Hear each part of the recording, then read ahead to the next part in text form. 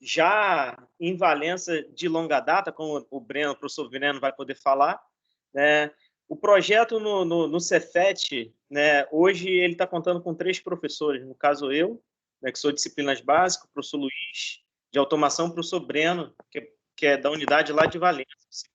O grande foco do nosso projeto está associado com essa interdisciplinaridade e também essa união entre campos, né? A gente está rompendo barreiras, né? Podendo estar trabalhando com outros campos.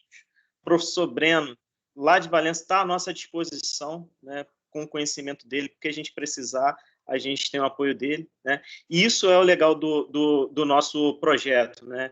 É a gente ter essa multidisciplinaridade e ter também esse rompimento de barreiras, né, para mostrar que quando a gente está estudando, né, o conhecimento vai muito além de uma simples matéria que a gente vai fazer. É um agregado, né? A gente cria-se uma bagagem, e essa bagagem que no futuro vai poder permitir que a gente pense em soluções, né? No nosso caso aqui, soluções de engenharia. Então, o nosso projeto é um projeto cervejeiro, mas o objetivo desse projeto cervejeiro é dar soluções de engenharia, como a gente vai estar vendo aqui nas discussões, né? Unindo temas que, ao mesmo tempo que é do nosso cotidiano, são coisas que estão muito distantes para a gente. Né? Porque a gente tem esse místico de que a cerveja é ir ali no bar e tomar uma cerveja. E não é só isso. Né? A cerveja tem ciência envolvida, tem cultura envolvida. Né? Então, a gente pode fazer da cerveja também um hobby, a gente pode fazer da cerveja um empreendimento. Né? E é a união de todas essas coisas, né? Cultura, conhecimento, união, que o nosso projeto tá tentando agregar. Tá? Então, para a gente ter uma ideia de como isso funciona, né, a gente vai primeiro contextualizar, né, como é que é esse mercado cervejeiro no país, e para isso eu vou passar a palavra para o nosso especialista, né, que é o professor Breno, né, que ele pode até falar um pouquinho também da formação dele ali dentro da área de cerveja e falar um pouquinho do campus de Valença. Então, passa a palavra aí para o professor Breno. Olá, pessoal, boa tarde. Iniciozinho de noite, né? Eu vou tentar não me alongar muito, até para abrir espaço para as perguntas e para as outras Eu não estou ouvindo, apresentações. é só comigo? Vocês estão me ouvindo, pessoal? Eu tô ouvindo, eu tô ouvindo. Eu tô ouvindo, Ah, tá de boa. tá. É o Rômulo, né? Para variar, é o Rômulo. Mas eu sou engenheiro de alimentos de formação, me formei na Rural, tá? Eu rodei aí o Brasil, trabalhei na Bahia, trabalhei no interior de São Paulo, e quando eu retornei ao estado do Rio de Janeiro, eu vim morar em Vassouras para trabalhar no Senai, extinto Senai aqui de Vassouras, né? Que era o nosso centro de referência para pesquisas e educação na área de ciência e tecnologia de cerveja para a América Latina. Era a única escola de cervejaria da América Latina, era o Senai de Vassouras, e infelizmente veio a fechar. E aí, desde essa época, por meados de 2010, eu comecei fortemente a enveredar pelo lado da cerveja. Eu já trabalhava com bebidas não alcoólicas, né, praticamente com sucos, isso desde da minha iniciação científica, mas a partir de 2011 eu comecei a trabalhar com cerveja, até que o ano passado eu concluí meu doutorado na Universidade Federal do Rio de Janeiro, onde eu foquei o meu projeto, a minha tese, no desenvolvimento de cervejas probióticas, né? Cervejas que tragam um benefício extra, né, à saúde do consumidor. Bom, como o professor Romulo pediu, eu vou compartilhar minha tela aqui com vocês. Tá? Preparei uma breve apresentaçãozinha, tá, sobre o cenário do mercado da indústria de cerveja, tá, em 2020. Então a gente vai fazer um breve histórico aqui, tá? Então só para a gente ter uma ideia, né? A gente teve um grande avanço no mercado cervejeiro nos últimos anos, né? A produção ela aumentou bastante, até que ela, em 2017, ela começou a passar por um período ali de estabilização. Esse período de estabilização se deve a alguns fatores. Primeiro, a perda do valor do nosso dinheiro, a perda do poder de investimento da população brasileira, mediante a crise econômica que vem assolando ao país, não por conta da pandemia, mas já de algum tempo. Outras coisas que fizeram com que esse mercado tivesse uma oscilação foram as fusões entre grandes cervejarias que aconteceram. Isso abalou um pouquinho o mercado cervejeiro. Tá? A gente tem uma projeção de alta aqui para 2020, né? Mas ainda é apenas uma projeção, a gente precisa esperar o ano acabar para ter certeza do que aconteceu. Bom, a grosso modo, a gente tem 3 conglomerados de grandes cervejarias que monopolizam o mercado de cerveja no Brasil. Tá? Então, a gente tem a Ambev, né, que é a grande detentora do mercado, aí com 60%, e isso basicamente vem se mantendo ao longo dos anos. Logo depois, a gente vem a Heineken, e a Heineken, que em 2016, 2017, ela fez uma aquisição da Brasil Quirim, que era detentora da Skin Cariol aqui no Brasil. Então, ela acabou agregando tudo isso e, dessa forma, ela incorporou essa fatia de mercado. Então, ela teve um crescimento inicial, mas depois estagnou ali por volta dos 20%, 21%. Tá? E logo atrás a gente vem o Grupo Petrópolis, né, com cerca de 15% do mercado. Bom, se a gente fizer uma conta rápida aqui, né, então a gente tem 80%, 85%, não, 80%, 95%, 96%. Sobra aí em torno de 3%, 2,5% do mercado cervejeiro, né? E esses poucos por cento, eles representam ali pequenas cervejarias, né? E principalmente as micro cervejarias, ok? Bom, o mercado cervejeiro no Brasil, ele movimenta muito dinheiro, tá? Ele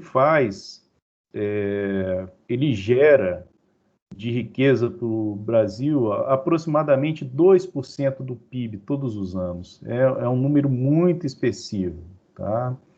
Ele produz, né? Ele emprega 2,7 milhões de pessoas todos os anos, ok? E o nosso consumo de cerveja no Brasil está em volta aí de 13 bilhões de litros por ano, tá? Com 1,2 milhão de pontos de venda. Isso é muita coisa para um segmento de indústria em específico. Bom, aqui eu trago o crescimento das micro cervejarias ao longo dos anos. Repare que em 99 a gente tinha apenas 33 micro cervejarias no Brasil, até chegar no final do ano passado com 1.209 micro cervejarias distribuídas no Brasil. Então, é um crescimento estrondoso, é um caminho sem volta. No Brasil ainda demorou a surgir essas micro cervejarias, elas ganharem peso. E o fenômeno que aconteceu no Brasil por volta de 2010 começou nos Estados Unidos no início da década de 90. Então, a gente está aí 20 anos atrás. Mas, mesmo assim, o Brasil vem crescendo e vem se desenvolvendo nessa área. E mais, não é só o fato da microcervejaria. O Brasil vem crescendo também na questão do cervejeiro caseiro, tá? Retomando as raízes lá de 4, 5 mil anos atrás. Bom, a distribuição das microcervejarias pelos estados do Brasil, ela está concentrada basicamente em 6 estados, tá? Então a gente tem o Rio Grande do Sul e São Paulo como uma grande potência. né? São Paulo pelo seu tamanho e poderio econômico e o Rio Grande do Sul pela colonização, né? Você tem muitas colônias alemãs, né? Tem algumas colônias belgas também situadas ali naquela região. Você tem Minas Gerais, que também pelo seu poderio econômico e pelo seu tamanho, né, também agrega bastante microcervejarias. E uma coisa interessante também, né, você tem ali na capital de Minas Gerais, que é Belo Horizonte, a capital do botequim, né, e isso não pode ser ignorado. Então, é essa capital do Brasil com o maior número de bares, né, e isso faz com que o consumo de cerveja seja maior. A gente tem também Santa Catarina, que pelo mesmo motivo do Rio Grande do Sul também agrega um grande número. Paraná também pela proximidade e o Rio de Janeiro vem só depois, tá?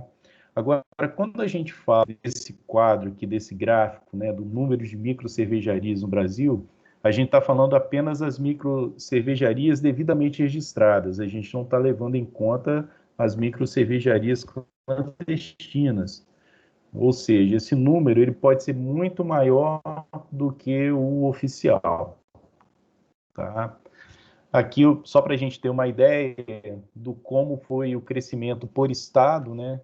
Então, se você pegar aqueles 6 primeiros, a gente tem um crescimento aí da ordem de 35%, 40%, né? E o Rio de Janeiro com 17% aqui, fechando esse ranking, ok? E estados que têm menor número vem se destacando com um crescimento maior, até pelo número mais baixo de cervejarias. Bom, e o que faz com que esse mercado cresça, né? Primeiro, a gente tem aí uma maior informação acerca do consumidor pelo produto, tá? E vem acontecendo com a cerveja um fenômeno que aconteceu com o vinho anos atrás, né? Ou seja, começou-se a propagar que o consumo moderado e regular de vinho faz bem à saúde. E pesquisas recentes, elas demonstram também que a cerveja consumida de forma adequada, ela também traz benefício à saúde, né? Então, existe uma campanha de mídia também para que o mercado cresça nesse sentido, tá? Então, a gente pode ver aqui, ó, a cerveja pode ajudar atletas a se reidratarem no pós-treino. Estudo diz que consumo de lúpulo presente na cerveja pode evitar gripe. Cerveja faz bem para a saúde. Confira 8 bons motivos para beber sem culpa. Combate a gripe, evita cálculo renal, ajuda a tratar insônia, previne surgimento de doenças cardiovasculares. E aqui está um ponto importante, né? Porque o fator da cerveja que é tido como vilão é exatamente o que ajuda na prevenção dessas doenças cardiovasculares, que é o álcool, tá? Ajuda a controlar o colesterol, dá um up no sistema imunológico, proporciona fortalecimento dos ossos e previne desenvolvimento de Alzheimer. Então era isso que eu tinha para falar com vocês. Passa a palavra, então, se alguém tiver alguma dúvida, eu acho que as perguntas vão ficar para o final, né, Romulo? Isso, porque o nosso tempo é curto, né? Porque a gente só tem 1 hora para fazer. Eu agradeço ao professor Breno, né? Então a gente viu assim essa parte mais, vamos dizer, até cultural da cerveja, né? Um tanto de coisa que às vezes a gente nem parava para imaginar. Fora a parte de mercado, né? Que para a gente é importante também do ponto de vista de engenharia de produção, né? Tudo isso são coisas que são interessantes, né? E agora a gente vai ver a parte técnica, onde eu vou passar a falar para o professor Luiz, né, para falar um pouquinho da automação dos processos cervejeiros, que é o tema da nossa mesa redonda. Está contigo a palavra, professor Luiz.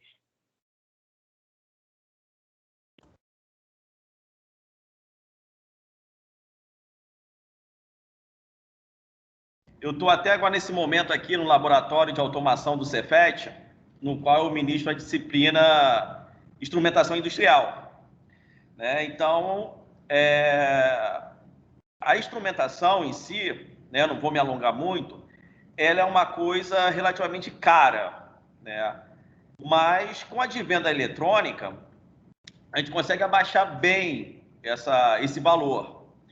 Por isso que estimulou eu, o professor Romulo, o professor Breno, a começar a fazer alguns trabalhos em cima da cerveja, no que diz respeito à sua produção em si.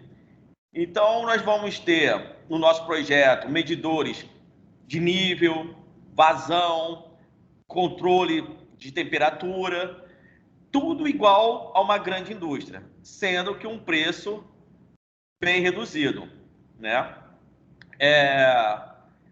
Hoje, aqui no laboratório, nós temos uma planta, né, que simula processos industriais, é uma planta semiprofissional.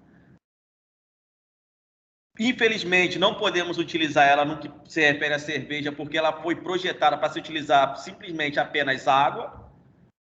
Mas, partindo dessa curiosidade e um apreciador da bebida, convidei alguns alunos, e alguns alunos me procuraram para fazer um projeto voltado para essa parte de cerveja. Então, nós temos aqui nossos 3 alunos que daqui para frente vão apresentar, fazer uma breve apresentação para vocês. O Marcelo, o Lucas e o Guilherme. O Marcelo, então, ele se destaca pelo fato de ele estar fazendo o trabalho, né? Trabalho de conclusão de curso dele, o famoso TCC dele, em cerveja. Vai ser uma planta semiautomática, né? Desenvolvido tudo com uma eletrônica de baixo custo. E a título de curiosidade também, eu acho importante falar isso, o Marcelo, ele produz cerveja. Ele é produtor de cerveja, né? E a cerveja dele é vendida lá em Paracambi. E associando essa parte de investidor dele, associada ao curso que ele está fazendo, Engenharia de Controle e Automação, ele me procurou e eu topei na mesma hora da gente fazer um projeto aí como se fosse uma sala de braçagem de baixo custo, né? Como o nosso tempo não é tão longo assim, eu acredito que deve ter muitas perguntas, para ficar melhor direcionado, eu gostaria de passar a apresentação do Marcelo e para ele, né, apresentar, e se puder, para fazer uma cronologia boa, Marcelo, Lucas e, por último, para fechar, o Guilherme. Então, Rômulo, é isso aí que eu tinha para falar e daqui a pouco o Marcelo pega aí, então. Obrigado, meu amigo. Bom, agradeço aí a sua fala, e realmente era isso que eu estava pensando, porque é a sequência lógica da coisa, né? A gente vai ver a parte mais macro ali, né, que o Marcelo está propondo, né? E aí depois o Lucas e o Guilherme vêm com os ajustes finos, né, de outras fases do processo, né? Então a gente pode começar com o Marcelo, para a gente não se alongar e abrir espaço também para o pessoal perguntar, né? Porque o objetivo é fazer essas perguntas. A gente vai já, então, passar a palavra já para o Marcelo para ele iniciar logo a apresentação dele. E a gente dá sequência com o Lucas e com o Guilherme na sequência. Boa noite, pessoal. Eu vou transmitir minha tela aqui.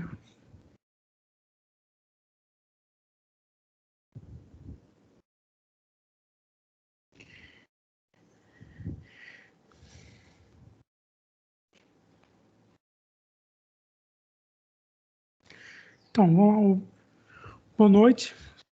Sou o Marcelo. Então, o meu projeto consiste em quê? Em fazer uma planta de braçagem da fase quente da produção de cerveja. E ela consiste principalmente em 3 etapas: braçagem, filtragem e fervura. Onde a braçagem é a etapa onde o malte, que são os grãos, que são germinados e secos, e existem vários tipos que determinam cada sabor de cerveja. Esses grãos são colocados, eles são moídos e colocados em água quente, onde o operador da sala vai determinar uma rampa de temperaturas, onde cada temperatura dessa ela é responsável por extrair o açúcar de uma proteína específica desse malte. Aí depois desse processo, temos a filtragem, que é onde os grãos que ficam, os grãos da braçagem, eles geram uma cama de grãos, como podemos ver aqui na imagem. Os grãos estão todos eles assentaram, né, decantaram, e a gente usa uma panela de auxiliar, que é onde a gente esquentou água, uma outra água a mais, para poder fazer a lavagem dos grãos após a gente tirar o mosto que foi gerado na abraçagem. Após esses dois processos, a gente mistura tanto o mosto da abraçagem e a água da filtragem e ferve os dois juntos. E nessa etapa, nessa fervura, o líquido ele é esterilizado e o lúpulo ele é adicionado a essa mistura. Que o lúpulo ele é um dos ingredientes que dá o amargor e o aroma, e um dos aromas característicos da cerveja. Com isso, a gente determinou dois volumes para poder se fazer o orçamento e ver a viabilidade. Foram 25 litros e 50 litros. Com esses dois volumes, a gente definiu também as potências, que é dada por essa equação, que nada mais é que a equação do calor dividido pelo tempo, que é a definição de potência. E onde o Mzinho é a massa de cada ingrediente, o Czinho é o calor específico de cada ingrediente, e esse ΔT sobre T é a taxa de aquecimento, que para a produção de cerveja, a taxa de aquecimento ideal, que a maioria dos cervejeiros costuma usar, de cervejaria também, é de 1 grau Celsius por minuto. Então, realizando os cálculos, os ebulidores que nós encontramos no mercado tiveram a seguinte potência: 2.000 watts para aquecermos 25 litros de cerveja e 4.000 watts para 50 litros de cerveja. As potências e com a tensão determinada, que a gente vai usar 220, porque como a gente vai fazer uma produção meio artesanal, então a gente tem que tentar diminuir também a corrente que vai passar pelos instrumentos que a gente vai utilizar e reduzir o máximo possível. Então, com isso, das duas tensões que temos na nossa residência, 110 e 220, a tensão de 220 é mais apropriada para esse caso. Então, pegando essa tensão e a potência e substituindo nos termos da lei de Ohm para potências, a gente achou as duas correntes. Então, todos os instrumentos que a gente for comprar, os instrumentos eletroeletrônicos que a gente for comprar a partir daqui, eles têm que suportar a passagem dessas duas correntes, 9,1 ampere para 25 litros e 18,18 para os 50. Então, com todos esses parâmetros já determinados, a gente determina o tamanho, o volume da panela, e qual deve ser comprado, a resistência, o ebulidor, que deve ser também adquirida. Aqui é só como a resistência é instalada na panela. Então, e com a corrente, a gente determina esses três instrumentos, principalmente, e outros mais, como o disjuntor, para proteção de curto-circuito, o relé. O relé, esse aqui é um relé para Arduino, que é a placa controladora que vamos utilizar para fazer automação. Só que esse relé ele tem um problema, ele ele permite a passagem de até 10 amperes. E como podemos reparar, as correntes são muito próximas ou acima desse valor. Então, eu optei por usar esse relé para acionar a bobina de um contator, e esse contator, sim, ele aguenta uma variedade de valores de corrente e ele vai, então, alimentar as nossas resistências. Então, com todos esses parâmetros e instrumentos adquiridos e calculados, eu projetei aqui a estrutura de como vai ser a estrutura onde vão ficar as panelas. Aí fiz um fluxograma de instrumentação, onde posicionei as válvulas e as bombas e os demais instrumentos, como o chuveiro Sparge, que ajuda para fazer a filtração, e o motor de rotação para ficar mexendo no mosto na hora da abraçagem. E determinamos o número de válvulas solenoides que vamos ter que utilizar. E aqui é o posicionamento, mais ou menos, como vai ficar esses instrumentos na nossa planta lá. E além desse instrumento também vamos ter que adquirir sensores de temperatura, e entre outros. Então, qual é o objetivo final desse projeto? Ele consiste em automatizar toda a parte quente da produção cervejeira, utilizando a placa Arduino, e a placa Arduino ela consegue se comunicar com o LabVIEW, que é um software onde você consegue desenvolver sistemas supervisórios. Então, o que é um sistema supervisório no LabVIEW, onde nesse sistema supervisório o usuário vai poder inserir todos os parâmetros da receita cervejeira dele, como as temperaturas da rampa, quantos patamares de temperatura essa rampa vai ter, o tempo de cada patamar desse e os tempos em que cada etapa do processo vai funcionar. E com esses parâmetros determinados, eles serão salvos em um banco de dados que o LabVIEW ele te permite você salvar os parâmetros que você dá em um banco de dados que o usuário vai poder utilizar em futuras produções, caso ele queira fazer a mesma produção que ele fez antes. Então, era isso que eu tinha para falar. Obrigado pela atenção de todos aí. Ok, obrigado, Marcelo.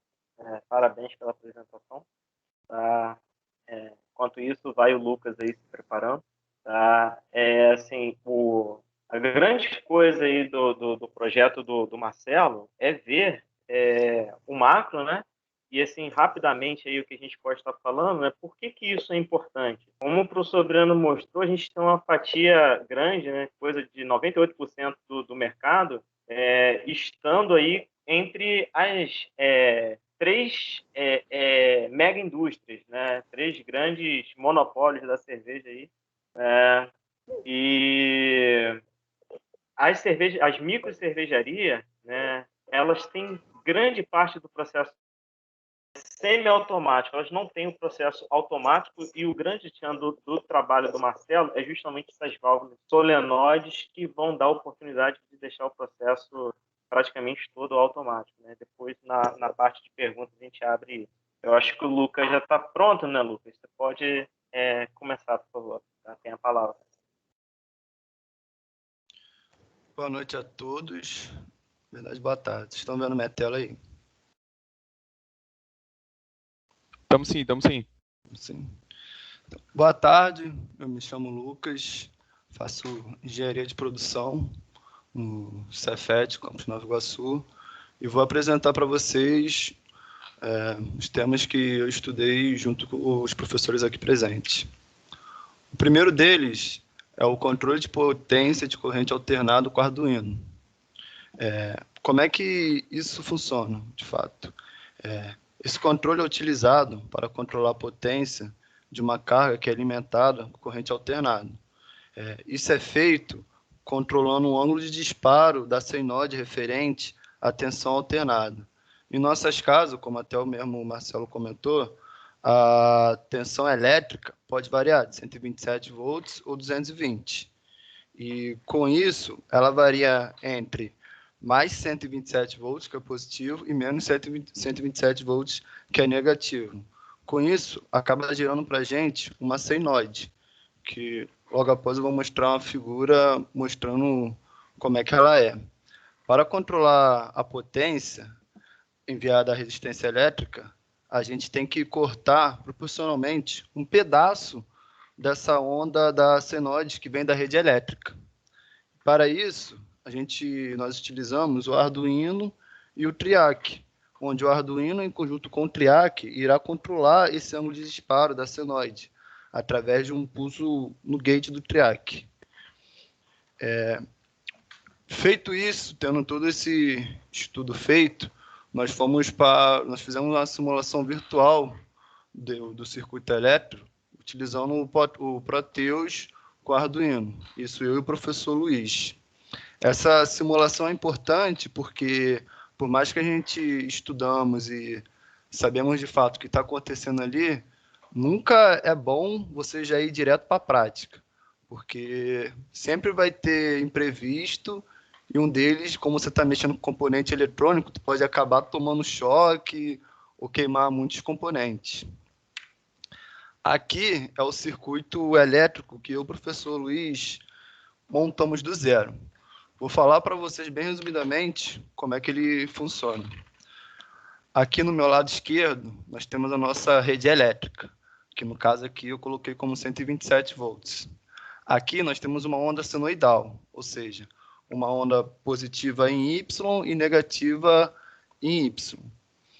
Aqui nós utilizamos uma ponte de diodo, que nada mais é que um retificador. Ela transforma essa corrente alternada, que vem da tensão elétrica, e transforma ela para corrente contínua, que é o que nossos componentes eletrônicos aqui costumam trabalhar. Aqui nós temos um optoacoplador zero cross, que nós utilizamos foi o PC817. E como vocês podem ver aqui, como é um componente eletrônico, ele tem uma certa especificações, que ele aceita uma tensão menor do que 1,4 volts e uma corrente menor do que 20 mA. Para isso, nós utilizamos aqui um resistor de 3 kΩ. Feito isso, aqui nós temos a nossa tensão da rede elétrica. Aqui transformamos ela para corrente contínua. Esse optoacoplador ele vai ter que detectar toda vez que a minha senoide passa por zero. E após essa detectação, ele vai mandar para o pino 2 do nosso Arduino aqui. Chegando no nosso Arduino, ele vai pegar essa informação da senoide que passou pelo zero e vai gerar um disparo no triac. Como é que é feito isso? Na saída aqui do pino 7, ele vem aqui para o nosso MOC 3021, que é um optoacoplador também. Esse disparo no triac acontece de acordo com esse PC17. E com isso, esse disparo no triac, ele acaba dando um disparo no gate, quer dizer, esse disparo no meu Arduino, ele acaba gerando um disparo no meu gate, fazendo eu controlar a potência da minha resistência elétrica ou a lâmpada. Inicialmente, nosso estudo começou através de uma lâmpada, porque seria mais fácil a visualização da potência da lâmpada. Aqui, nós utilizamos um osciloscópio no Proteus para mostrar a saída em cada parte. Aqui, no caso, é a saída da rede elétrica, como eu mencionei a vocês, que é uma senoide, que varia entre menos 127 e 127 volts.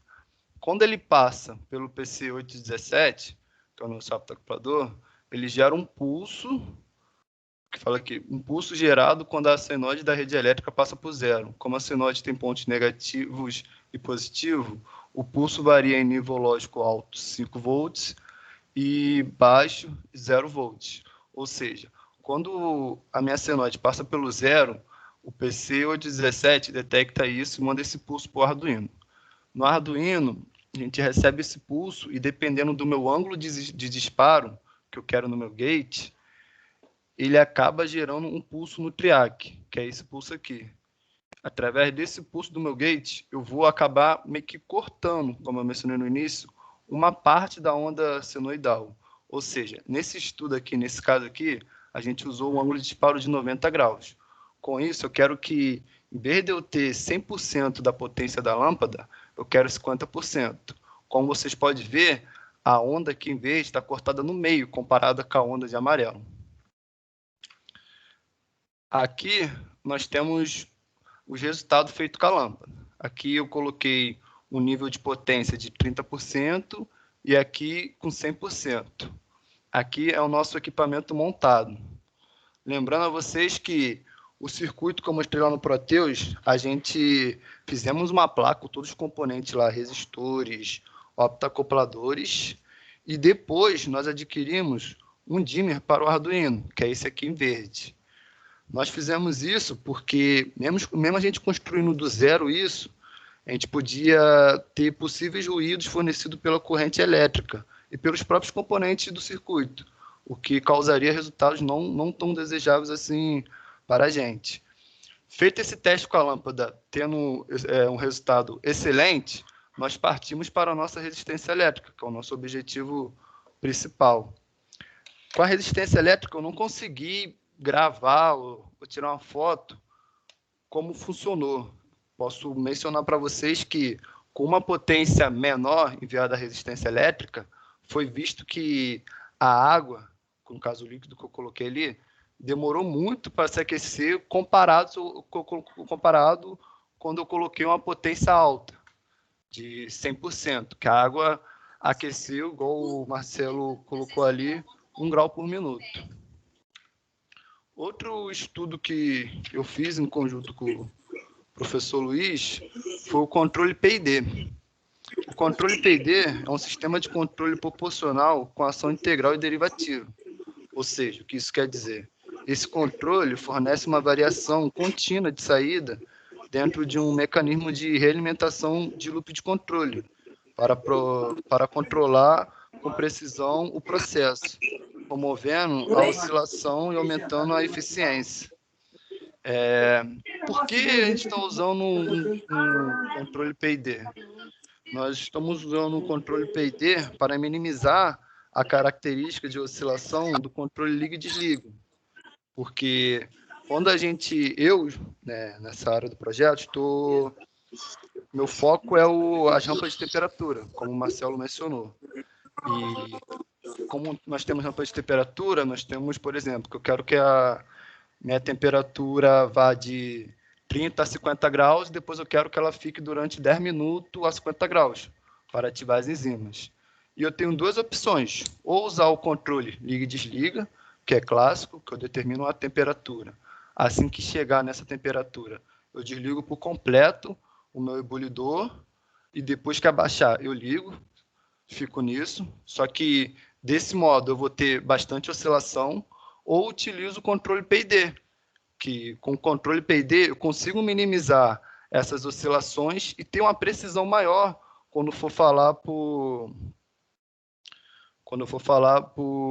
cara que eu for falar para o meu vendedor, falar, meu controle de brasagem é esse, e eu tenho um desvio padrão no degrau de temperatura de 5%.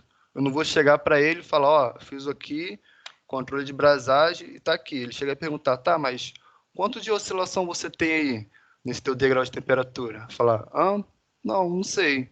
Ou seja, seria um buraco que a gente não estaria preenchendo. Aqui temos um gráfico mostrando exatamente como é que funciona.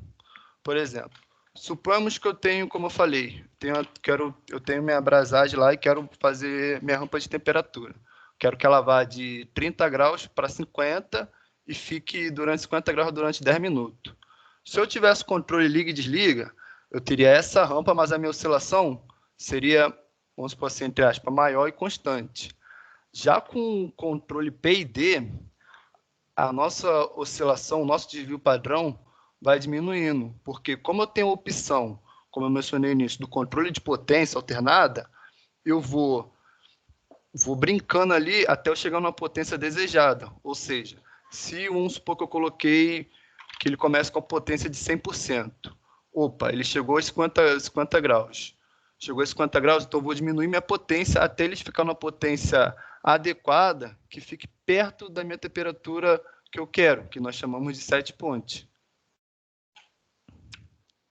E o meu trabalho até agora foi esse. Agradeço a atenção de todos. Obrigado, Lucas. Vai preparando aí, Guilherme, a sua apresentação. Tá? Quando você tiver ok aí, a gente começa. Tá?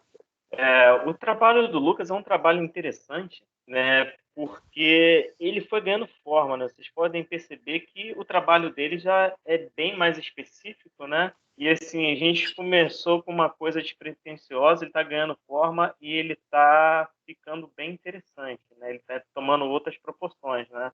Não foi só isso que o Lucas fez. O Lucas fez muitas outras coisas antes de chegar nisso aí que ele está trabalhando agora, né? Mas aí, para a apresentação aqui, o foco foi só nessa questão do controlador. Tá pronto, Guilherme? Tô sim, todo mundo me escuta bem? Todo mundo tá vendo minha tela aí, eu mexendo no mouse? Sim. A palavra tá com você. Então. Show, gente, muito obrigado. Boa tarde, boa noite aí. Para mim aqui o sol já está se pondo. Meu nome é Guilherme de Assis Licursi. Eu entrei no projeto há pouco tempo, graças a Deus e muito sofrimento. Eu estou no terceiro período de Engenharia de Controle e Automação no Cefet, no próprio campus de Nova Iguaçu. E eu fui o meu dever nesse projeto foi fazer um termostato ligado na internet. Eu atuo na parte fria do processo de cerveja, e a ideia que o professor Rômulo me passou e que eu executei com a ajuda do professor Luiz foi fazer um termostato usando o Arduino, um sensor de temperatura e um relé. Só que eu tinha que fazer isso ligando para a internet. Depois de um pouquinho de pesquisa, eu encontrei o Blink, que ele faz uma mágica na parte da programação. Quais são as vantagens de você ter um termostato conectado na internet nesse ramo de produção de cerveja? Você tem um acesso remoto, ou seja, em qualquer lugar do mundo, se o seu Arduino está conectado na internet e aos servidores do Blink, você tem como ver o que está acontecendo, se está tudo certo, se tem alguma coisa errada, etc. É disponível na palma da mão, assim como eu falei, né? Ele está diretamente no seu telefone e também você pode colocá-lo no desktop. Ele não é tão difícil de programar, o Blink tem diversos tutoriais da própria empresa que eles colocam gratuitamente na internet, é tranquilo de ver. E ele é a zero custo até certo ponto, que é o problema que eu estou cruzando atualmente.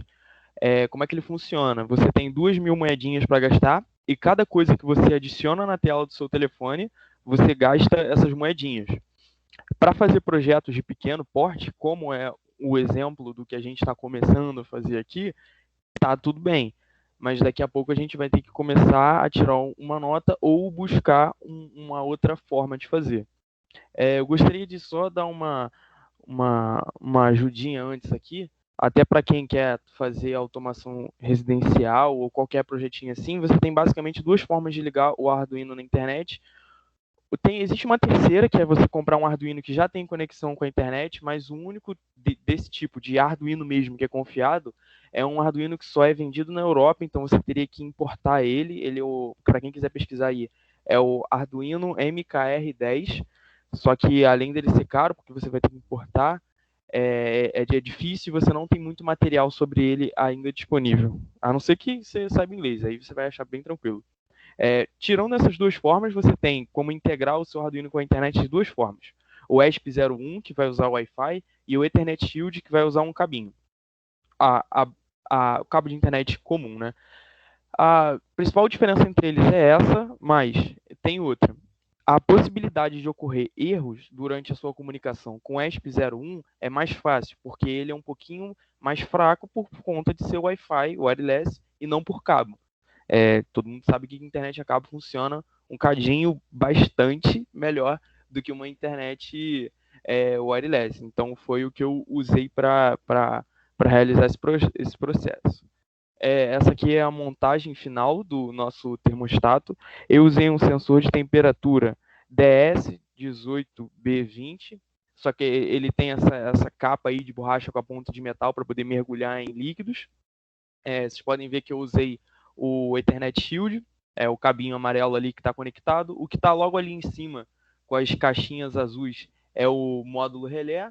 A ligação é bem tranquila, só tem que colocar um resistorzinho, mas é do próprio sensor de temperatura. O difícil é o que eu não vou mostrar, que é a programação, porque eu levaria um tempão aqui mostrando. E agora eu vou mostrar como é que fica a interface final no telefone da pessoa. Aqui a primeira coisa que a gente pode ver é um gráfico ajustável. Você tem como colocar o live, que seria a temperatura agora, para ele ajustar a escala para de 15 em 15 minutos, meia em meia hora, 1 até 12. Eu coloquei o gráfico, nesse caso específico, nesse range, você pode colocar até 3 dias.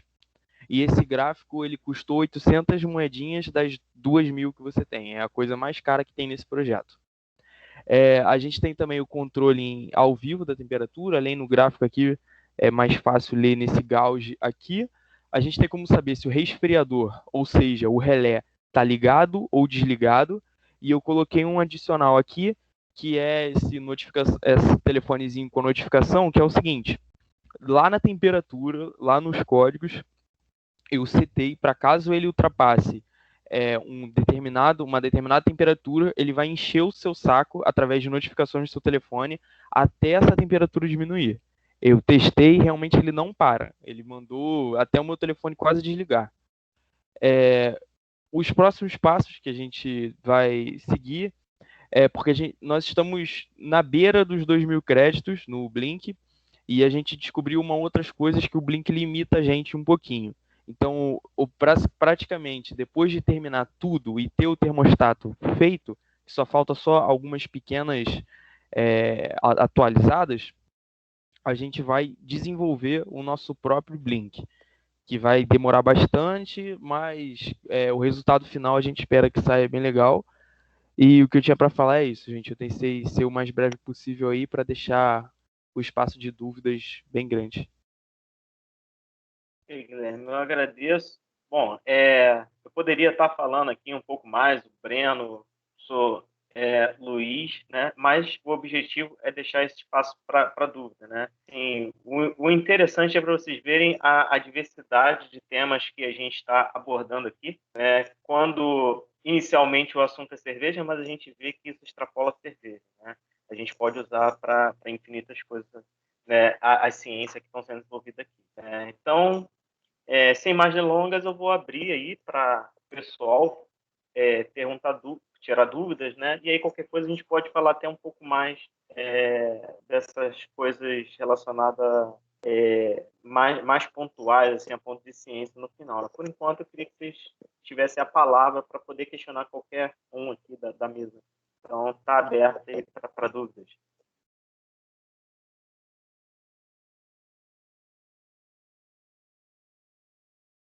Galera, e vocês podem ficar à vontade, querendo perguntar alguma coisa da automação, ou alguma coisa de processo, ou até alguma coisa econômica envolvendo a cerveja, que nós temos aí o Breno. Vocês fiquem à vontade para perguntar o que quiser, tá, galera? Só não pergunta para mim que é capaz de eu não saber. Boa noite a todos. Eu tenho, acho que são duas dúvidas, na verdade. No primeiro, no quesito dessa última apresentação, como ele se comunica pela internet, quais seriam os métodos de segurança para evitar que algum espertinho, né, queira ferrar com a tua produção de cerveja? E sobre a questão da automação em si, por que foi utilizado o Arduino para controlar tudo mais? E não sei se seria viável, mas desenvolver uma placa própria para o projeto, só para as coisas que vão usar, os sensores do projeto, enfim, tudo mais. Então, como foi duas perguntas, vamos deixar o Guilherme responder a primeira, o professor Luiz a segunda. Tá bom. É o seguinte, muito importante a sua pergunta, porque segurança da informação é um dos temas tops hoje em dia. É o seguinte, na hora que eu programo o Arduino, assim que eu crio a aplicação no Blink, ele me gera um código que eu tenho que colocar no Arduino. Então ele faz uma ligação direta entre o aplicativo do meu telefone e o Arduino.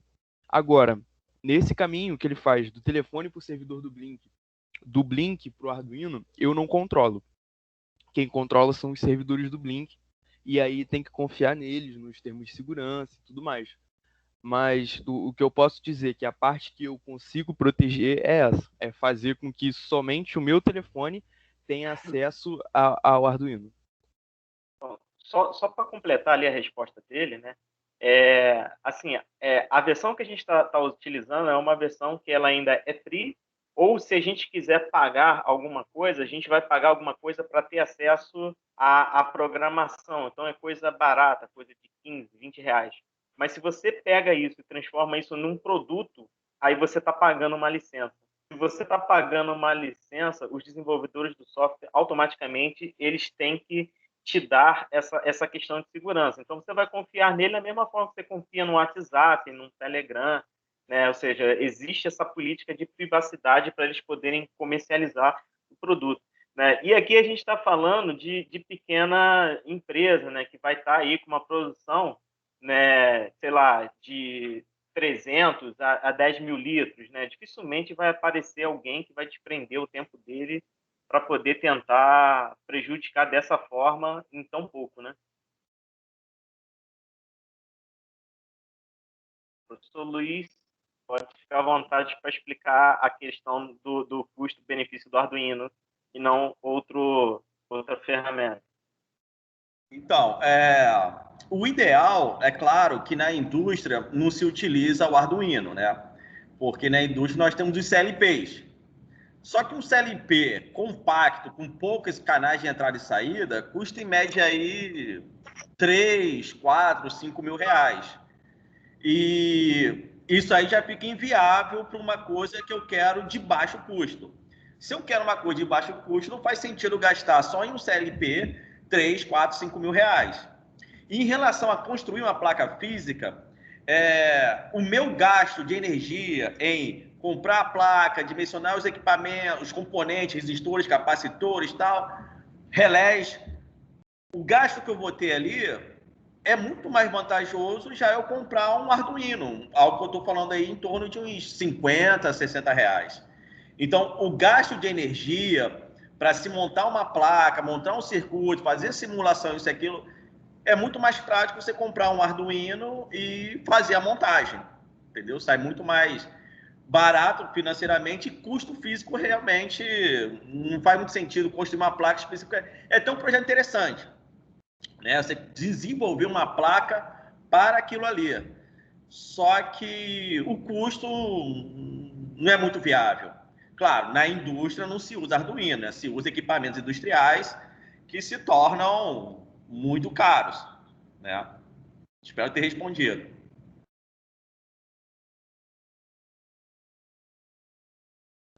Mais alguma pergunta, pessoal? Fique à vontade aí para perguntar o que desejar.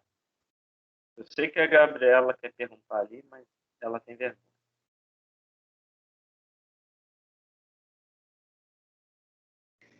Boa noite, gente. Eu queria fazer uma pergunta mais relacionada à cerveja. Essa questão da produção do professor Breno, que eu achei... toda a apresentação de todo mundo foi muito interessante, mas eu cheguei na dele e me interessei bastante porque estou começando a estudar um pouco sobre isso agora. Eu queria saber, professor, primeiro, o que diferencia de uma micro cervejaria para uma cervejaria e por que a produção de cerveja artesanal cresceu bastante no Brasil nesses últimos tempos? Bom, a gente pode classificar a gente pode ter até 4 tipos de processos cervejeiros, tá? Então, a gente tem as grandes cervejarias, que são as que monopolizam o mercado. A gente tem as micro cervejarias, e aí é uma questão muito de legislação mesmo. Ela vai em cima da sua capacidade de produção mensal, tá? Então, se eu não me engano, micro cervejaria ela tem que ter uma capacidade de produção mensal máxima de 6 mil litros, tá? Acima disso já se enquadra nas grandes cervejarias. Hoje em dia existe ainda o conceito de nano cervejaria, que são cervejarias menores ainda do que as micro cervejarias, ok? Com relação à volta, né, a retomada desse processo caseiro, né, do cervejeiro caseiro, isso é uma retomada da tradição, né? Se a gente voltar lá para a Idade Média, a gente tinha que os serviços eram divididos, né? E aí o marido ia cuidar da sua produção animal, ou então sair para caçar, ou então para cuidar da agricultura. E a esposa era responsável pela produção da cerveja que era consumida naquela casa. Então, era como fazer um alimento, tá? E não era só uma questão de se tomar a cerveja porque é saborosa, né? porque é um hábito, não, era um caso de saúde pública. Existia um surto de cólera por toda a Europa na Idade Média. Então, era muito mais seguro se consumir cerveja e vinho do que se consumir água. Então, as pessoas, praticamente, quem tinha condição de ter o seu processo, elas fabricavam a cerveja ou fabricavam o seu vinho para poder consumir e evitar o risco de uma contaminação por cólera, que naquela época era fatal. Então, isso tudo é uma retomada, né, do que aconteceu há 1000 anos atrás, tá?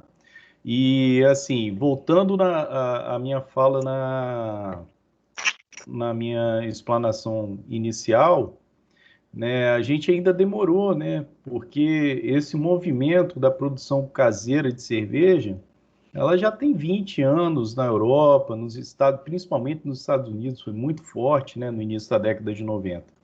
E a gente praticamente começou agora, 2010, né, próximo de 2010, depois dos anos 2000, né? Só para complementar aí essa questão da pergunta, né, assim, para fazer um gancho emendando nas duas, né, uma informação interessante é que esse avanço da aumento das cervejarias também, de certa forma, tem a ver também com qualidade de vida.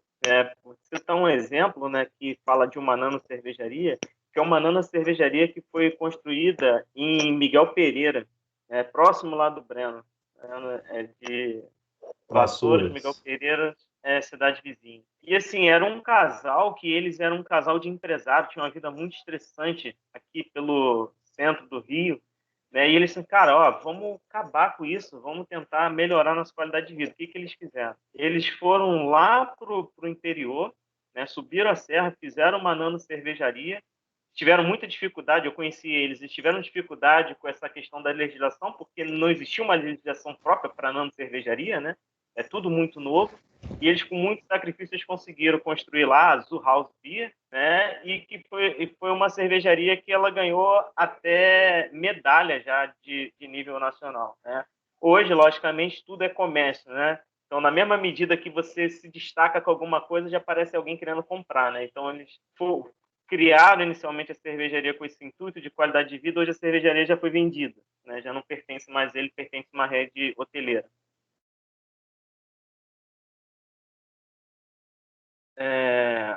Mais perguntas?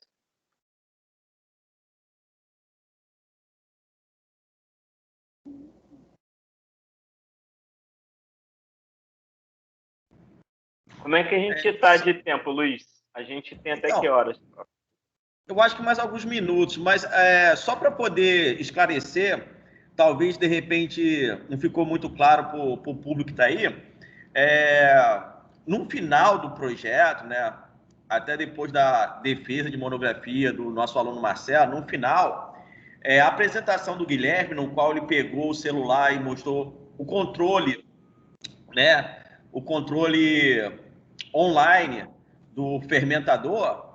A nossa ideia mesmo é botar essa planta que o Marcelo apresentou no início, toda ela, além de automatizada, podendo ser controlada via celular.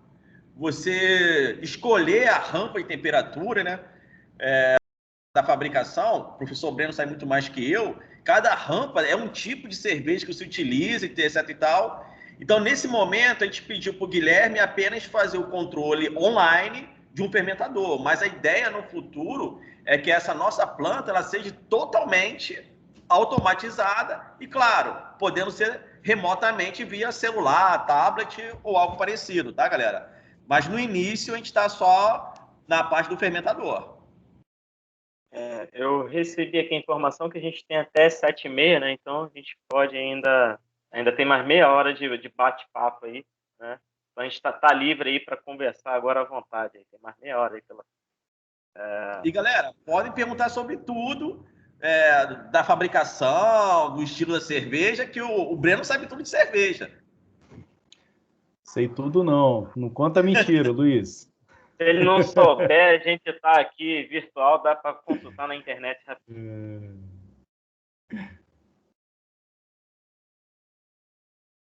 Essa galera tá com vergonha, gente? Ô, Romulo, você falou que a Gabriela tá com vergonha de quê? Por que ela não pergunta? Porque agora há pouco aqui estava tendo uma apresentação, ela estava com o áudio aberto. Ela tá escondida.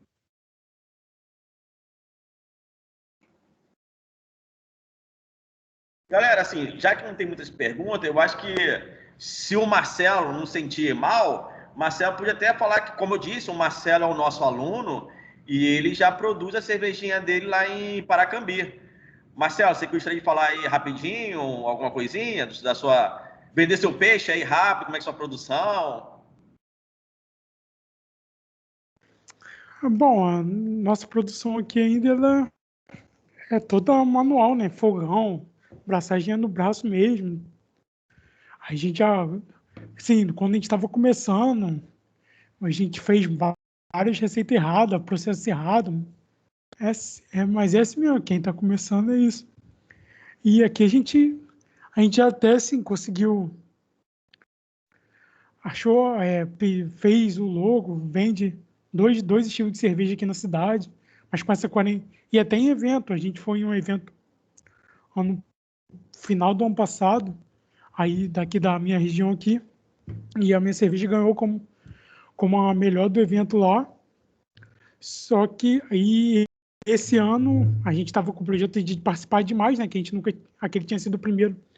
Esse ano a gente planejou participar de mais eventos, só que aí veio a pandemia e a gente deu uma quebrada na gente. Aí a gente tem lá, tá com a produção um pouco parada lá, já tem que deve ter uns 5 meses que a gente não produz nada. Mas é isso aí. E deixa eu ver se tem mais alguma coisa. Não, tem mais tanta coisa falando. Então, enquanto o pessoal vai pensando aí mais perguntas, né, assim, eu gostaria de falar rapidamente, né, direcionado para os alunos, para os nossos alunos que estão participando do projeto, que eu fico muito feliz com o resultado que a gente está colhendo hoje, né?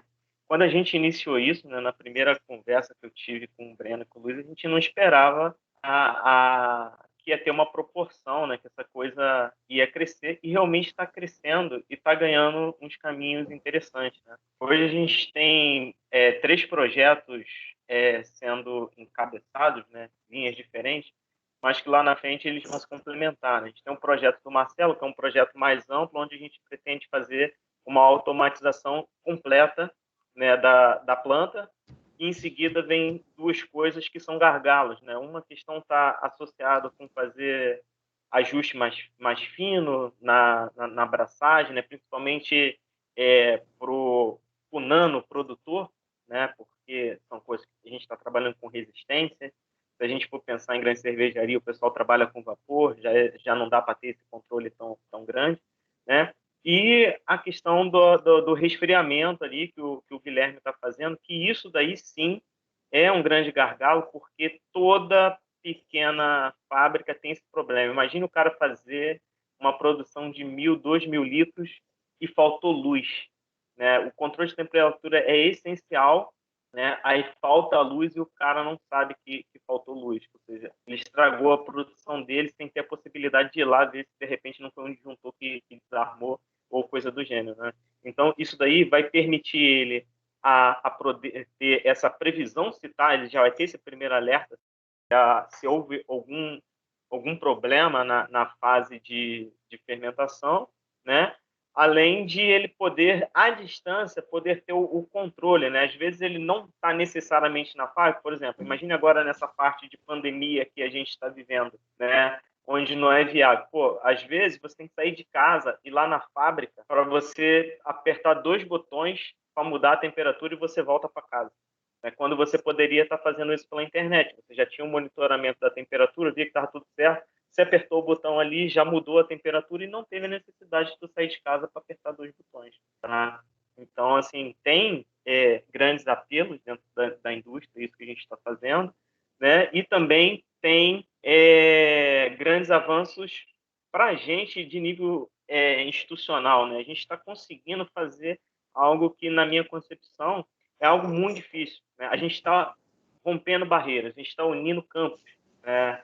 A gente tem pleno acesso, né? E qualquer um de vocês que estão aqui presentes, se quiser ter acesso à Valença, vai ter acesso à Valença pelo intermédio do professor Breno, assim como os alunos de lá também que quiserem ter intermédio daqui, eles vão ter também, né? Então, em todo tipo de conhecimento que tem lá, vocês têm acesso agora a eles lá, assim como os de lá têm acesso aqui também, né? E isso é bacana, né? Essa troca, tem equipamentos de Valença que está com a gente em Nova Iguaçu, né? A pandemia que atrapalhou um pouquinho a gente, mas tem equipamentos que estão aqui para a gente poder fazer a automatização, né? Então, a gente tem essa troca, né?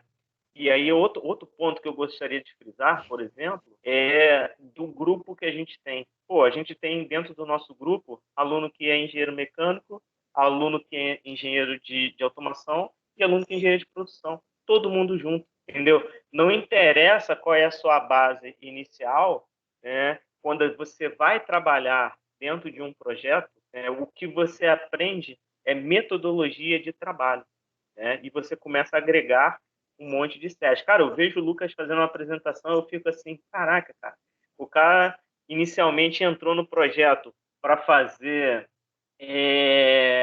estudo de viabilidade, né, dos equipamentos, e olha o que esse cara está fazendo agora, né? Não tem mais nada a ver com o que inicialmente ele se propôs a fazer. Tipo, ele já se encontrou em outra coisa e foi, né? E essa é a grande, é o que me deixa feliz assim no projeto, né? É ver, né, os alunos livres para trabalhar em cima daquilo que eles, né, talvez nem soubesse que tinha aptidão para fazer, né? Que vai muito a mais do que simplesmente tomar uma cerveja, né? A gente não está simplesmente tomando uma cerveja, né? A gente está criando aqui metodologias de trabalho, a gente fala sobre cultura e a gente está criando amizade também, né? Então, todos vocês estão convidados também a participar do projeto, tá? Perguntas?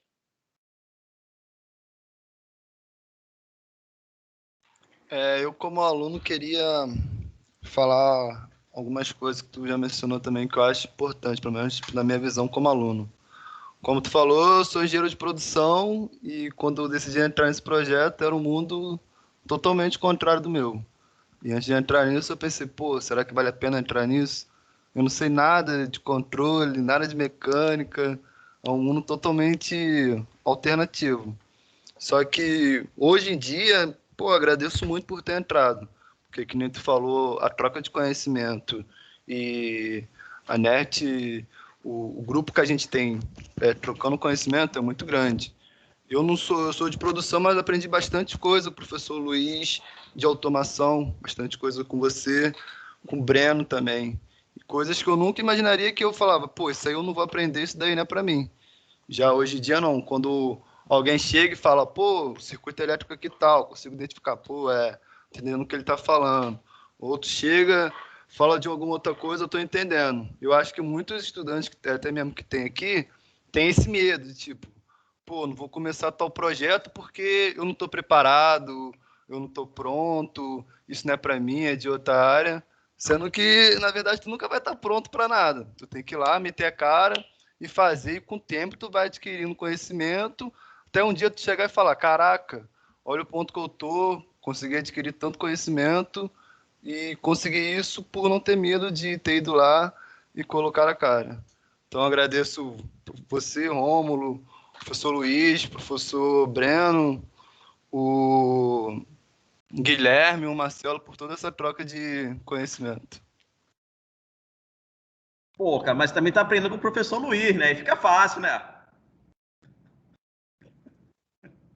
Aí beleza demais. Pô, cara, aí... Pelo menos da risada tá garantida, né, Luiz? Muita risada e aprendizado. Pô. Agora, deixa eu usar meu microfone corretamente. Desculpa aí o atrapalhar no início aí, mas foi um erro técnico. Quando eu entrei, achei que estava desligado, mas não estava, desculpa. Enfim, Breno, queria te perguntar sobre o cenário futuro, o cenário pós-pandemia. Então, Gabriela, como praticamente tudo é de muita incerteza, né? A gente vinha num cenário muito bom, né? E só que a gente não sabe como as coisas vão funcionar daqui para frente. Eu acredito que para as grandes, isso aí não vai fazer nem cosquinha, né? Pode acontecer ter que diminuir um pouco a quantidade de funcionários, né? Se readequar em alguns processos, mas eu acho que as grandes vão se manter. A grande preocupação é acerca das pequenas, né? Porque quando você diminui a escala de produção, você proporcionalmente aumenta o seu custo de produção, né? E aí, num cenário onde a gente tem uma moeda muito frágil e uma diminuição no poder aquisitivo da população, será que a população vai estar disposta a pagar pelo preço da cerveja que é mais cara das micro cervejarias? Então, isso é uma preocupação e uma pergunta que fica. Então, assim, o cenário ele é um pouco preocupante nesse sentido. Só que eu acho que pode ser que tenha um período de declínio inicial, mas eu acho que tem condição de se recuperar sim. Eu acho que é um caminho sem volta, né? Você está falando de ganho de qualidade, né? As grandes, uma coisa que pouca gente sabe, né? Por que as micro cervejarias, o produto delas é conhecido como cerveja especial, né? O fato de ser especial é porque praticamente 100% delas adotam formulações com 100% de malte no seu produto, né? E isso eleva a qualidade e eleva custo também. Enquanto que as cervejas produzidas pelas grandes, pelo menos as mais populares, né? Elas utilizam o que é exigido pela legislação. Então, você utiliza um mínimo ali de 50% de malte de cevada e o resto é adjunto cervejeiro. O que é o adjunto cervejeiro? São cereais, fonte de amido ou de açúcar, né, que não são malte, né? Então, você pode utilizar milho, você pode utilizar trigo, você pode utilizar arroz, você pode utilizar açúcar, né, xarope de glicose, xarope de maltose, e isso barateia o custo, né? Consequentemente, você tem um produto com a qualidade um pouco menor.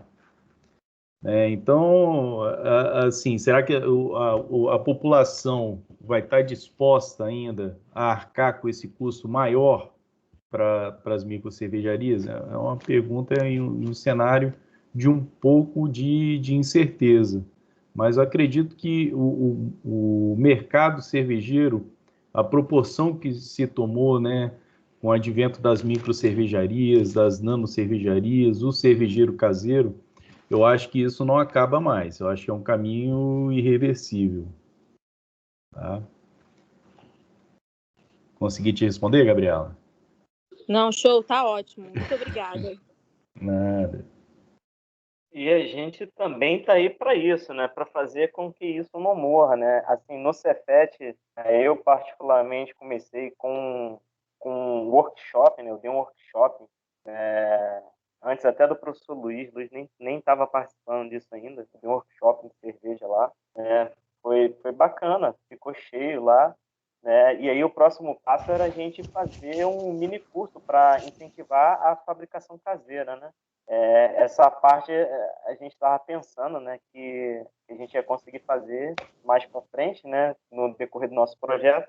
A gente teve esses contratempos, né, mas fica aqui ainda registrado que futuramente a gente vai dar um jeito de fazer um curso, né, para a galera, né, de fabricação de cerveja para a gente poder divulgar essa cultura aí, né? Então, eu acho que é nesse sentido que é um caminho sem volta, né? Não é uma questão só de preço. Passa a se tornar uma questão cultural também, né? E aí, quando entra na cultura, já era, não sai mais. Com certeza.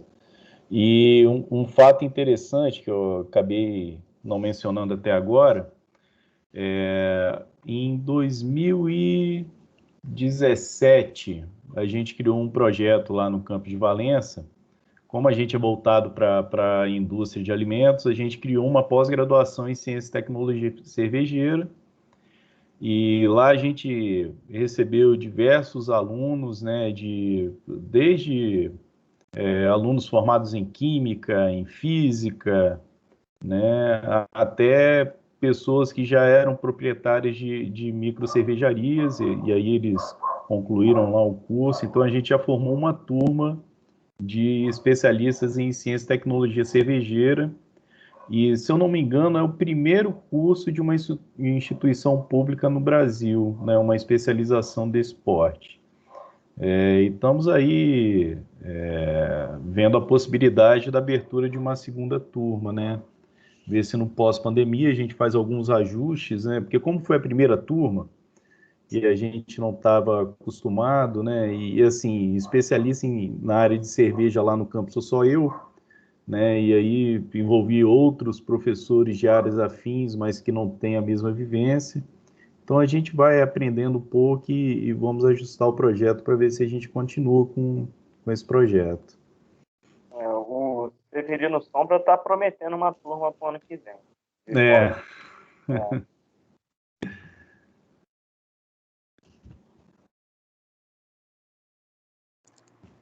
Ô, Romulo.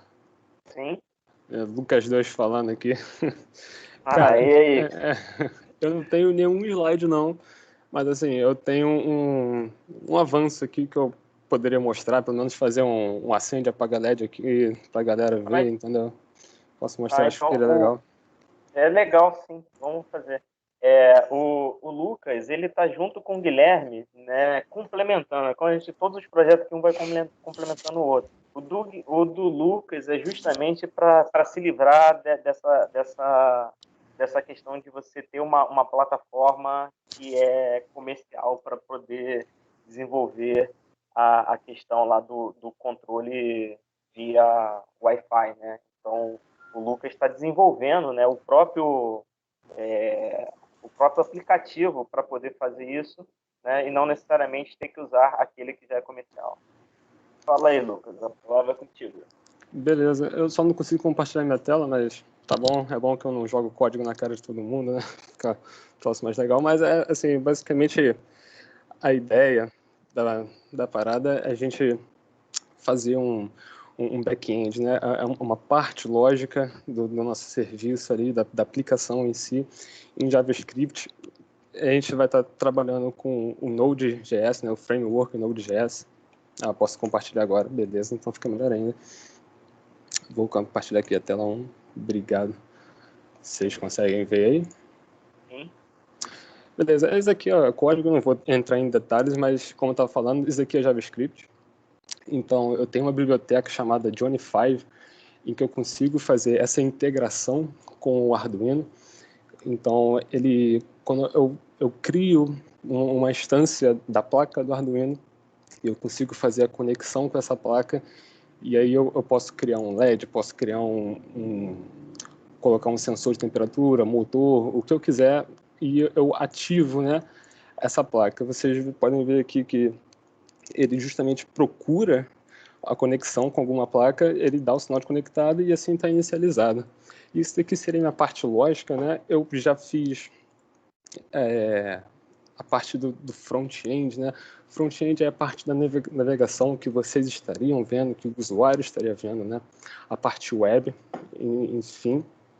E não deu tempo ainda de fazer uma coisa muito, muito bem, ainda estava estudando, e o que eu fiz foi basicamente uma página web simples, está rodando na minha máquina, vocês podem ver aqui que é um localhost, e o que ela faz, ela tem um acende e apaga LED, é um botãozinho, e quando eu clico, eu vou abrir aqui o console log, só para situar vocês, né? Na minha parte lógica, eu faço uma rota em que ela se comunica, né, uma função que se comunica com esse meu front-end, com essa minha página da web. E o que ela faz? Ao clicar no botãozinho, ela vai ser acionada e vai fazer um tratamento. Esse tratamento, se der tudo certo, ele me responde um status de 200. Ou seja, é um status ok, pô, funcionou, fiz tudo que devia acontecer, né? Então, se eu clicar aqui, eu já deixei a aplicação rodando, deixei o back-end rodando, eu clico aqui, opa, desceu, espera aí, eu cliquei ali no botão e ele já me dá esse sinal aqui de que aparece, tinha 10, agora são 11 requisições, né? Ele aumentou o contador aqui e significa que ele acessou essa rota. Aqui o LED acendeu na minha cara, eu acho que eu posso ligar a câmera aqui para mostrar para vocês isso melhor, só espero que o plano de saúde de vocês esteja em dia para não tomar susto com a minha cara. Qualquer coisa o Romulo cobra. Acho que vou parar de compartilhar aqui, que aí beleza. Espera aí carregar. Beleza. Show. Isso aí. Vou botar no... Cadê? Deixa eu deixar preparado aqui. Beleza. Eu não sei. Meus alunos aqui, ó, para quem não conhece, isso daí é monitor de cálculo 1 de vocês, tá? Pode perguntar isso. Bom, eu não sei se vocês conseguem ver a página e o LED ao mesmo tempo, mas eu vou clicar no botão e ele apaga. Aí eu clico no botão de novo e ele acende. Então, assim... a gente está aqui brincando com LED, né? Pô, brincando com LED, mas isso poderia muito bem ser a funcionalidade, talvez, de algum relé que a gente possa utilizar, né, no projeto em si. O acionar o resfriador, por exemplo, acionar coisas do tipo. E a intenção ainda, né, é justamente replicar o que o Guilherme está fazendo, né, o projeto que o Guilherme está fazendo, que é a aplicação do Blink, que é dado do termostato. Eu consigo fazer a leitura desse termostato e, além disso, né, além de fazer a leitura em tempo real, a ideia é fazer um armazenamento dessas informações. E o armazenamento eu já sei por onde fazer, acho que eu vou compartilhar a tela aqui de novo, não tem necessidade, mas enfim, só tenho 5 minutos, né, mas eu falo aqui tranquilo. Eu vou estar usando um banco de dados, é um banco de dados não relacional, é o MongoDB, ele é gratuito, então para a aplicação que a gente está fazendo, a gente consegue armazenar uma penca de informações e estruturar do jeito que a gente quer, do tipo, eu quero o ID do sensor, então o ID do sensor é 1, qual é o identificador desse sensor? É o sensor do processo X. Eu vou conseguir, junto disso, armazenar o tempo em que essa temperatura foi pega, né? E também qual a temperatura foi pega naquele momento. E aí, com esse banco de dados, a gente vai conseguir, então, montar na aplicação um histórico. Então, talvez a gente pode montar uma tabela com esse histórico, né, para poder mostrar, do intervalo de 30 dias, qual foi o meu histórico de temperatura, será que isso é o esperado ou não? Então, é basicamente isso aí que a gente vai trabalhar e é isso que é quase que praticamente a estrutura, né, que o Blink está fazendo. O Blink é óbvio, né, ele é uma aplicação do Android ou iOS, mas isso não impede de fazer, mas assim, é mais fácil a gente montar uma aplicação web que seja responsivo. Como assim responsiva? Que se eu abra esse site no celular, ele se enquadra ali no tamanho do celular e não me gere nenhum problema, né, de ficar aquela coisa meio zoada. E tendo essa aplicação web feita, né, tá ok, tá maneiro, tá show, a gente já parte para estruturar a aplicação mesmo para aplicativo, para postar justamente lá na Google Play ou na lojinha lá da Apple. App Store. É isso aí, eu não sei o nome, valeu. E para poder tornar esse projeto, né, com mais a nossa cara. E assim, hoje a gente está lendo, né, as informações do termostato, mas amanhã a gente pode querer adicionar mais coisas, pode adicionar mais funcionalidades, e a gente tendo aplicação, a gente é quase que assim, o céu é o limite, então a gente pode fazer o que a gente quiser. E 7h28, é isso que eu tinha para falar mesmo.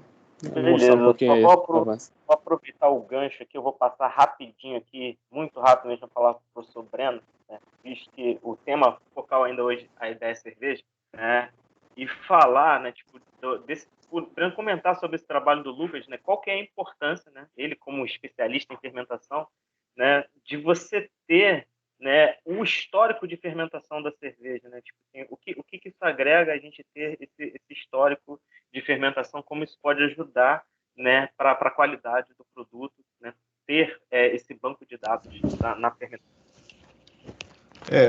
Bom, falando de forma bem sucinta, né?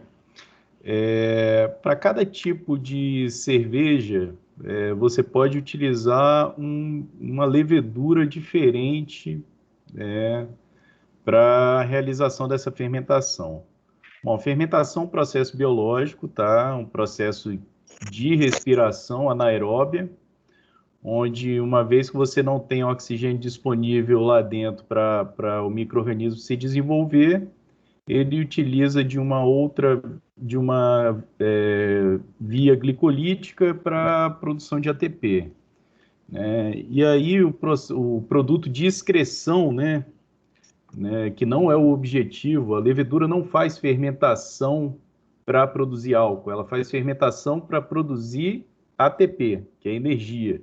Né? E o produto, o secundário, digamos assim, que é o metabólito primário, que é excretado por ela, é o etanol. Bom, junto com o etanol, você tem diversos outros compostos que são conhecidos como metabólitos secundários.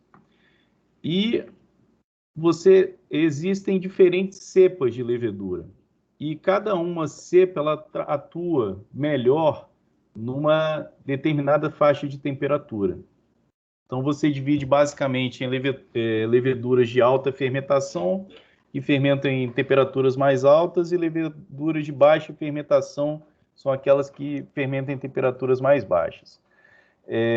Quando você não tem um controle muito rigoroso da temperatura durante a fermentação, você pode estar subutilizando a capacidade dela de produção de álcool e, ao mesmo tempo, favorecendo a produção de compostos de metabólitos secundários que podem dar algum tipo de alteração no sabor da sua cerveja, tá?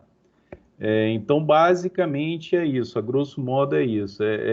O controle da temperatura é essencial para você otimizar a capacidade de produção de álcool dela e, ao mesmo tempo, favorecer a produção dos metabólitos secundários que são importantes para a sua cerveja. Porque metabólito secundário a gente não pode entender também como uma coisa ruim, né? Tem metabólito secundário que é desejável, e aí você utiliza a temperatura para favorecer a produção deles, e tem outros metabólitos secundários, esses sim, que são ruins, que eles dão o que a gente chama, dentro da indústria de alimentos, e principalmente da indústria cervejeira, de off-flavors, tá? São flavors ruins.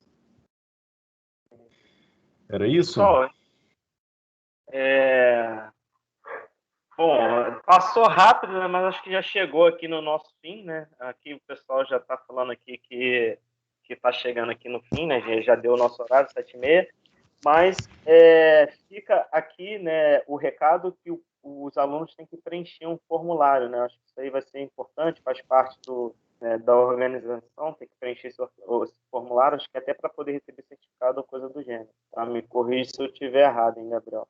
Mas eu acredito que sim. Tá, então preencha aí, né? E aí, assim, eu vou encerrar aqui, né? Eu agradeço a participação de todos, né? Eu fiquei feliz porque, assim, a gente teve um público grande, não esperava que a gente ia ter tanta